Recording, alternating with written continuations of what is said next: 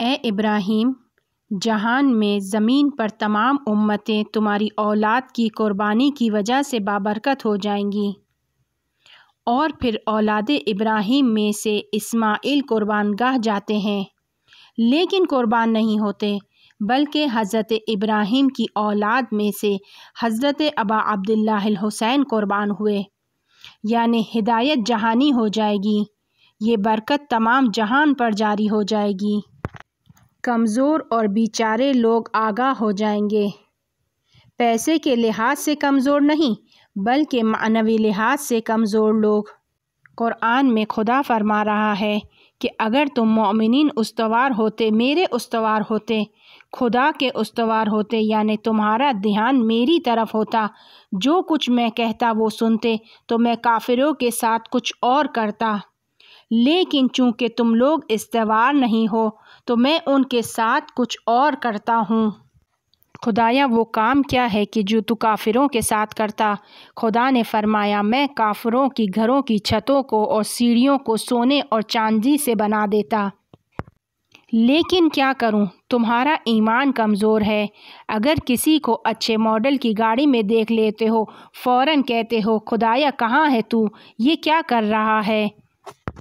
یہ کھا رہا ہے، پی رہا ہے، عیش کر رہا ہے، حرام کما رہا ہے، دیکھو یہ کہاں سے کہاں پہنچ گیا، اس کا حال دیکھو، اور خدایا تو میرا حال دیکھ، تو نے مجھے کس حال میں رکھا ہے۔ خدا کہہ رہا ہے، چونکہ تمہارا ایمان کمزور ہے، پورا خراب نہ ہو جائے، لہٰذا میں مجبور ہوں کہ اس کو کمتر عطا کروں، کیونکہ صرف اس دنیا میں ہی اس کو عطا کروں گا تاکہ اس کا منہ بند ہو جائے۔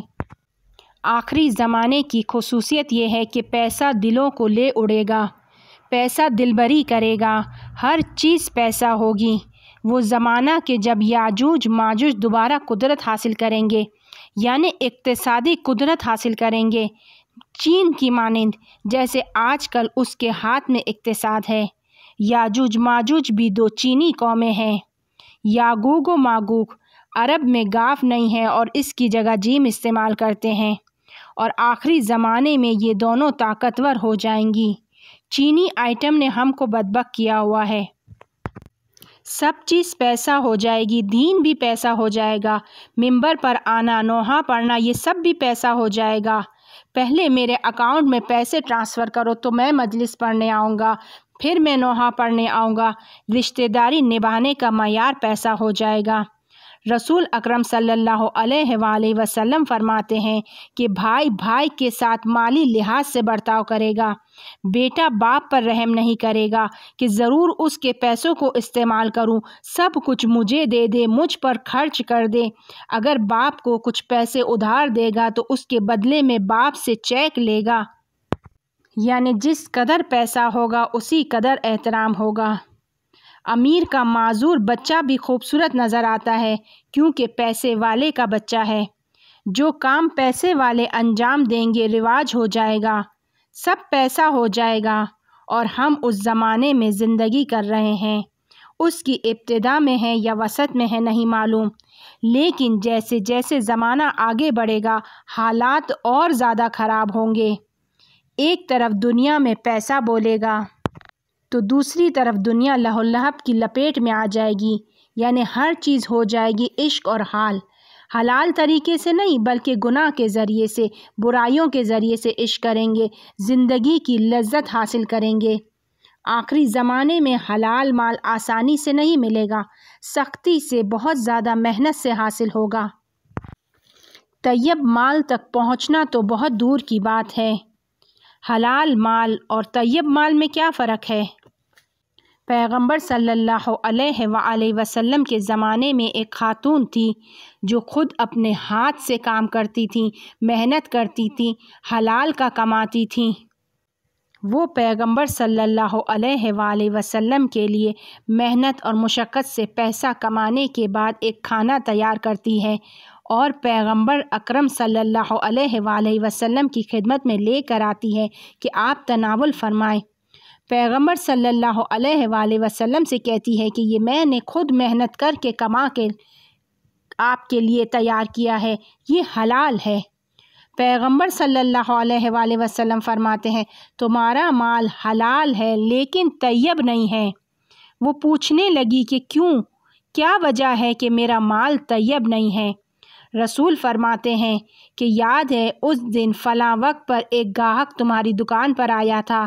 کہنے لگی ہاں مجھے یاد ہے، اور کہا کہ جس وقت تم معاملہ کر رہی تھی اس وقت اذان ہو رہی تھی؟ کہنے لگی ہاں مجھے یاد ہے۔ رسول نے کہا کہ پہلے تم نے معاملے کو انجام دیا اور اس کے بعد تم نماز پڑھنے گئی، لہٰذا تمہارا مال طیب نہیں ہے، یعنی اذان کی آواز پر اس لمحے معاملے کو چھوڑ دینا تھا، لیکن تم نے معاملے کو انجام دیا، اس کے بعد نماز ادا کی، لہٰذا تمہارا یہ مال طیب نہیں ہے۔ پہلے خدا پھر بعد میں پیسہ کمانا ہے۔ اللہم ارزقنا رزقا حلالا طیبا طاہرا۔ اب یہ طاہر کیا ہے؟ اس کو تو کسی بھی صورت میں حاصل نہیں کر سکتے، اس زمانے میں کہیں نہیں ملے گا سوائے حرم اہل بیت علیہم السلام میں۔ طاہر مال وہ ہے کہ جو اہل بیت علیہم السلام آپ کو عطا کریں، مسکینا یتیما و اسیرا، اہل بیت نے انہیں عطا کیا۔ یہ پانی جو آپ حرم میں پی رہے ہیں آپ نہیں جانتے کہ کیا پی رہے ہیں، یہ طاہر ہے۔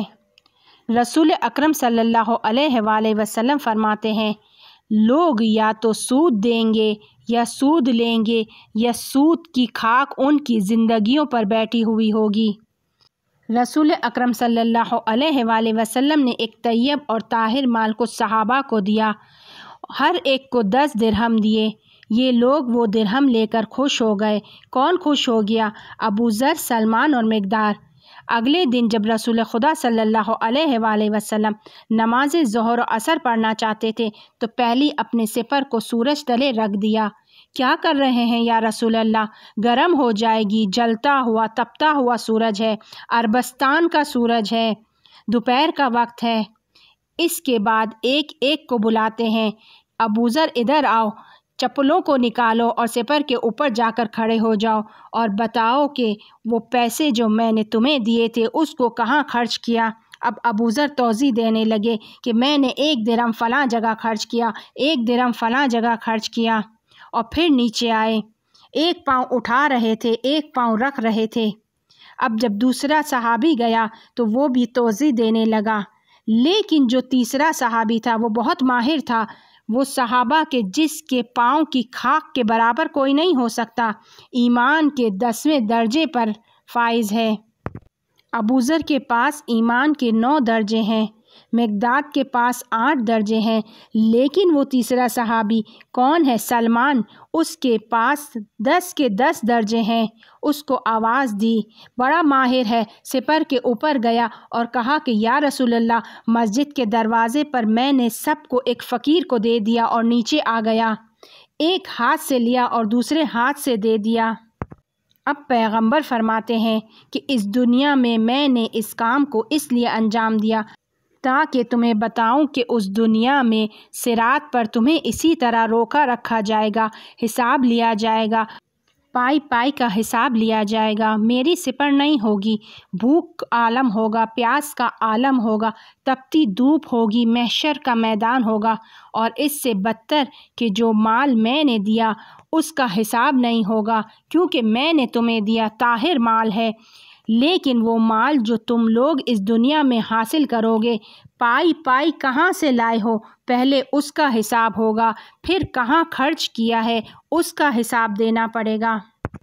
پیسہ برا نہیں ہے، خدا آپ کو فرصت دیتا ہے کہ زیادہ ثواب حاصل کرو، زیادہ لوگوں کی مدد کر سکو، زیادہ لوگوں کے لیے جہیز دے سکو، گھر بنا کر کسی کو کچھ سال کے لیے فری میں گھر دے دو۔ لیکن لوگ پیسے کو اکاؤنٹ میں رکھتے جا رہے ہیں، گھر پر گھر بنائے جا رہے ہیں، ضرورت سے زیادہ پیسے ہیں جمع کیے جا رہے ہیں۔ ایسے لوگوں کے لیے قرآن میں خدا کہہ رہا ہے کہ میں ایسے لوگوں کو پیسنے والی آگ میں ڈالوں گا، عام آگ نہیں کہ جو لوگوں کے دلوں میں چلی جائے گی۔ لیکن وہ مومن کہ جو مالدار ہے اسے خدا کیوں اتنا عطا کر رہا ہے؟